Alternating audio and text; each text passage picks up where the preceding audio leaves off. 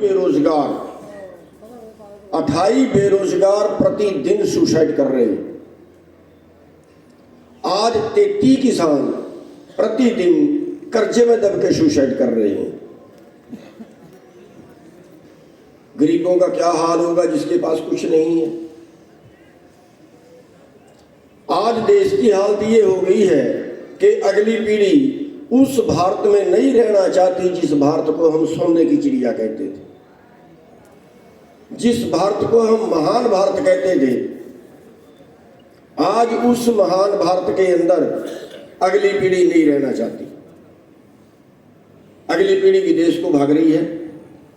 जो जा सकता है वो जा रहा है, यहां वो रह रहा है जो जा नहीं सकता। इंसाफ नाम की यहां कोई चीज नहीं है। और अभी यहां तक बस नहीं है, अभी जो खतरा आपके ऊपर मंडरा रहा है वो इससे और गंभीर है। अभी तो लोकतंत्र ही खतरे में चला गया, जा रहा है खतरे में। अब जो भी बोलेगा 1000 लोगों की फाइलें 1000 लोगों की फाइलें तैयार हैं। किसी पे ईडी की रेड, किसी पे सीबीआई की रेड, सबकी फाइलें तैयार हैं। जो भी नेता बोलेगा वो या तो जेल में जाएगा और या उसको अपनी जुबान बंद करनी पड़ेगी। ये हाल आपके उस देश का हो रहा है जिस देश को आप लोगों के बुजुर्गों ने फांसी पे चढ़ के जेलें काट के आजाद कराया था। ये उम्मीद तो नहीं थी उनको कि ऐसा देश बनेगा,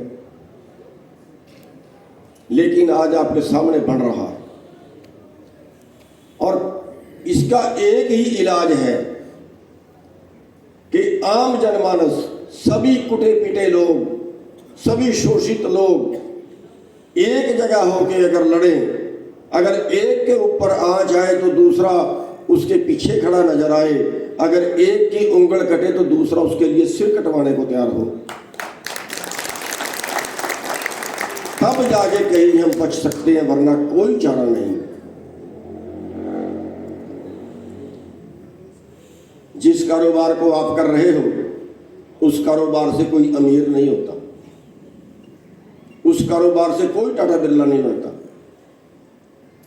केवल परिवार चल सकता है। आपका कारोबार जो है वो जिंदा रहने का कारोबार है, केवल जिंदा रहने का। लेकिन इस पे ये बुरी नजर है। खेती का कारोबार है, 65% लोगों का रोजगार है। खेती भारत में रोजगार है, कारोबार नहीं है। कारोबार तो अमेरिका वालों का है। हमारे यहाँ 82% लोगों के पास 2.5 एकड़ से कम जमीन है, और अमेरिका के पास कम से कम एक किसान के पास 10 वर्ग किलोमीटर जमीन है। और ये कहते हैं कि WTO में शामिल हो गए, हम तो वर्ल्ड मार्केट में शामिल हो गए, और अब तो चाहे अमेरिका हिंदुस्तान में बेचे, चाहे आप जाके अमेरिका में बेचो। और ये तो सब जानते हैं कि 2.5 एकड़ का मालिक तो दूसरे जिले में भी नहीं जा सकता।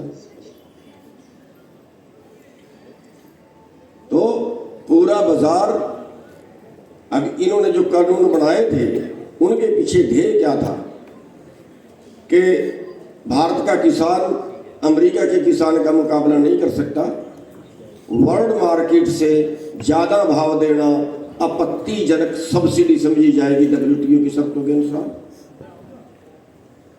और इसलिए भारत में अब जो खेती होगी वो कंपनियां करेंगी।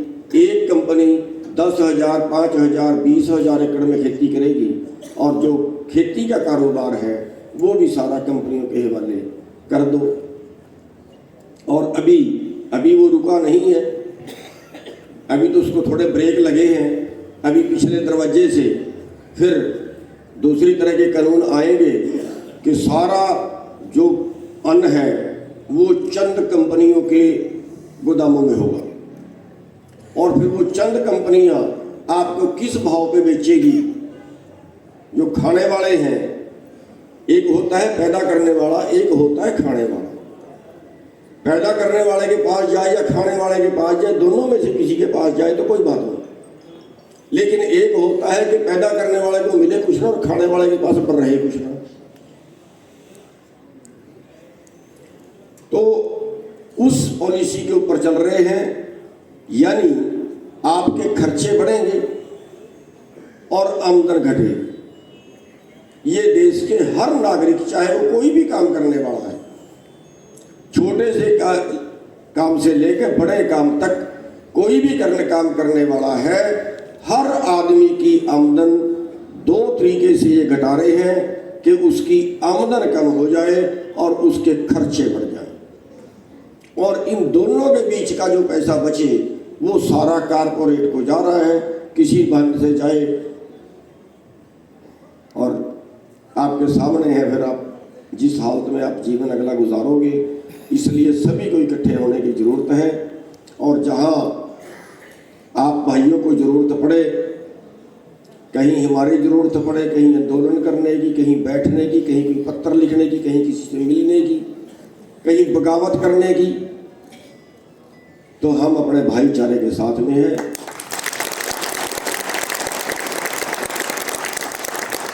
और उसके लिए देखिए, मैं आपको एक बात बता देता हूं, ये सरकार डरते को डराती है, और जो सामने हो जाए, अब पिछला जो आंदोलन हुआ उसमें 100 से ज़्यादा मुकदमे दर्ज थे मेरे ऊपर, अभी भी शायद 15-20 तो अभी भी दर्ज हैं, बाकी वापस ले लिए।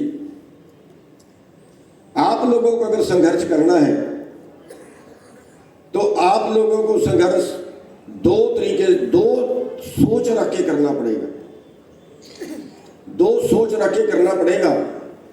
उसके लिए उदाहरण बता देता हूं आपको।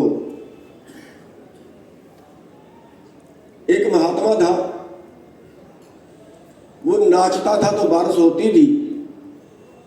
जब गांव में काल पड़ता था, उस महात्मा के पास जाते थे लोग, महात्मा जी बारिश करवाओ। वो महात्मा नाचता था, बारिश हो जाती थी।